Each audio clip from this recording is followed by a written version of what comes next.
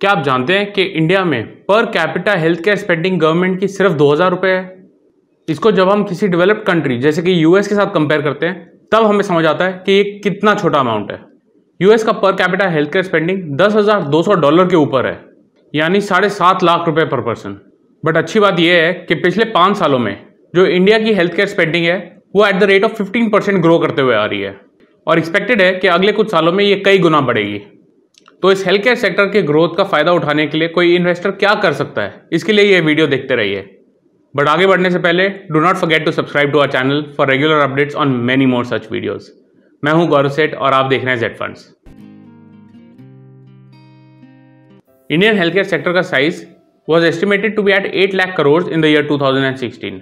WHO के एक report के हिसाब से ये जो हेल्थ केयर सेक्टर का मार्केट साइज है ये 30 लाख करोड़ रुपए से ज्यादा हो सकता है बाय द ईयर 2022। करेंटली कोविड-19 के कारण जो सिचुएशन हो गई है उसके कारण कई देशों को अपने हेल्थ केयर इंफ्रास्ट्रक्चर पर कई पैसे खर्च करने पड़ रहे हैं। डेवलप्ड कंट्रीज में भी अपने प्रॉब्लम्स हैं हेल्थ केयर को लेकर। जापान और यूरोपियन देशों में जो ग्रोइंग और एजिंग पॉपुलेशन के कारण हेल्थ केयर एक्सपेंसेस हैं वो एक्सपेक्टेड है कि और बढ़ते जाएंगे। ऐसे कंडीशंस के बीच ईडलवाइज एसेट मैनेजमेंट अपना नया फंड लेकर आ रहा है जो कि है Edelweiss MSCI India domestic and global health care index fund. इस फंड का NFO 6 अक्टूबर से सब्सक्रिप्शन के लिए खुलेगा। जैसा कि हम नाम से समझ सकते हैं ये एक इंडेक्स फंड है। तो पहले समझते हैं कि एक इंडेक्स फंड होता क्या है। एक इंडेक्स फंड जिसे एक पैसिव फंड भी कहा जाता है वो किसी इंडेक्स को रेप्लिकेट करता है।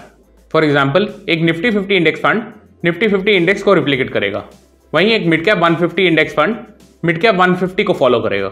ऐसे फंड्स में अनलाइक एक्टिव फंड्स जो फंड मैनेजर्स हैं वो कोई एक्टिव कॉल्स नहीं लेते कि कौन से स्टॉक्स फंड में रखने हैं और कौन से निकालने हैं।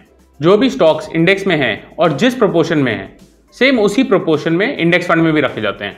तो आप एक्सपेक्ट कर सकते हैं कि जो पैसिव फंड के रिटर्न्स होंगे they will be similar to the index that they are following.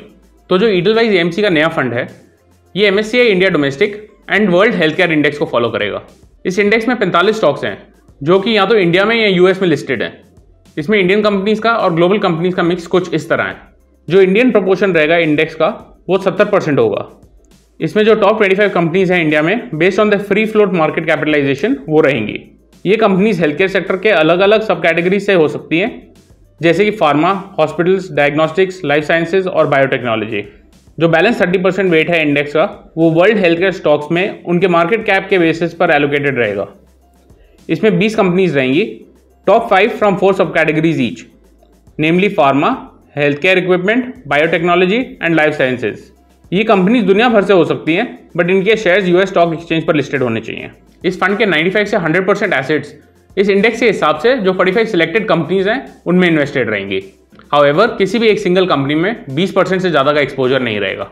चलिए इस इंडेक्स के टॉप कंपनीज पर नजर डालते हैं। जैसा आप देख सकते हैं फार्मा सब सेक्टर में डॉक्टर रेड्डीज, सन फार्मा और सिप्ला जैसी कंपनीज इंक्लूड होती हैं। हॉस्पिटल्स में अपोलो और फोर्टिस, लाइफ साइंसेज में डीवीज और बायोटेक में बायोकॉन लिमिटेड जैसी companies make it to the index. अगर हम इस इंडेक्स के वर्ल्ड हेल्थ केयर कंपोनेंट की बात करें तो Novartis, Thermo Fisher, Abbott laboratories और एबवी जैसी companies make the top of each of the sub sectors. इस इंडेक्स के रिटर्न्स की बात करते हैं। जैसा आप देख सकते हैं पिछले 1 साल में इस फंड ने ऑलमोस्ट 36% के रिटर्न्स दिए हैं। ऑफकोर्स कोविड-19 के कारण जो फार्मा कंपनीज के स्टॉक प्राइसेस में जंप आया है उसका काफी बड़ा योगदान है इस रिटर्न में। बट अगर 10 साल की रिटर्न की भी बात करें तो it has been a healthy 15.3%। तो इंपॉर्टेंट सवाल यह आता है कि क्या आपको इस फंड में इन्वेस्ट करना चाहिए।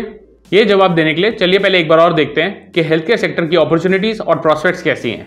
अगर हम डोमेस्टिक मार्केट की बात करें यानी इंडिया की, तो जैसा मैंने वीडियो के स्टार्टिंग में भी बताया था जो पर कैपिटा स्पेंडिंग है हमारे हेल्थ केयर पर वो अभी भी बहुत ही लो है। कोविड-19 जैसी बीमारियों के कारण वन कैन एक्सपेक्ट कि R&D पर और हेल्थ केयर इंफ्रास्ट्रक्चर पर काफी पैसे खर्च हो सकते हैं। Indian health care companies export में भी काफी स्ट्रांग है। टोटल एक्सपोर्ट्स लगभग $20 बिलियन का है and this is expected to keep growing. US market में अगले 3 से 5 सालों में कई पेटेंट्स एक्सपायर कर रहे हैं जिसके कारण जो इंडियन ड्रग मैन्युफैक्चरर्स हैं उनको US के एक्सपोर्ट्स में काफी बढ़ोतरी मिलने की उम्मीद है। अगर इस फंड के ग्लोबल कंपोनेंट की बात करें तो वहां भी हमें लगता है कि काफी अपॉर्चुनिटीज अवेलेबल हो सकती हैं। हालांकि the growth is not expected to be as robust as emerging market such as India, but फिर भी एक स्टेबल रिटर्न 3 से 6% का आ सकता है over the next few years. ये ग्रोथ एक तो जो एजिंग एंड ग्रोइंग पॉपुलेशन है इन कंट्रीज की उनकी इंक्रीज स्पेंडिंग से आ सकता है और साथ ही साथ नए इनोवेशंस के कारण भी ये ग्रोथ आ सकता है। तो सुनने में इस फंड की अपॉर्चुनिटीज काफी प्रॉमिसिंग लग रही हैं from the medium to long term perspective, but इसमें एक बहुत बड़ा रिस्क भी है जिसको इग्नोर नहीं किया जा सकता। क्योंकि एक सेक्टोरल फंड है, जो एसेट्स हैं वो उसी सेक्टर के कंपनीज में लगाया जाएगा। अगर किसी भी तरह का एडवर्स मैक्रो इवेंट होता है तो it can effect the whole industry at once. Basically concentration बहुत ज़्यादा है और जस्ट इस फंड में आपको डाइवर्सिफिकेशन नहीं मिलेगा। तो ये बेनिफिट्स, अपॉर्चुनिटीज और रिस्क की बात करने के बाद हमारा ये मानना है कि अगर आप एक डाइवर्सिफाइड पोर्टफोलियो ऑलरेडी होल्ड करते हैं जिसमें हेल्थ केयर कंपनीज की होल्डिंग बहुत ज़्यादा नहीं है, तो आप इस फंड में अपने पोर्टफोलियो का एक छोटा सा हिस्सा डाल सकते हैं to take advantage of the opportunity. However, हमारा मानना है कि आप अपने फाइनेंशियल एडवाइजर से या म्यूचुअल फंड डिस्ट्रीब्यूटर से इस फंड की या किसी भी और फाइनेंशियल प्रोडक्ट की सूटेबिलिटी अपने पोर्टफोलियो के लिए समझ लें और उसके बाद ही इन्वेस्ट करें। आई होप आपको ये वीडियो इन्फॉर्मेटिव लगी। In case you have any comments or questions, please feel free to post them in the comment section below or on our website zfunds.in. Thank you for watching Z Funds.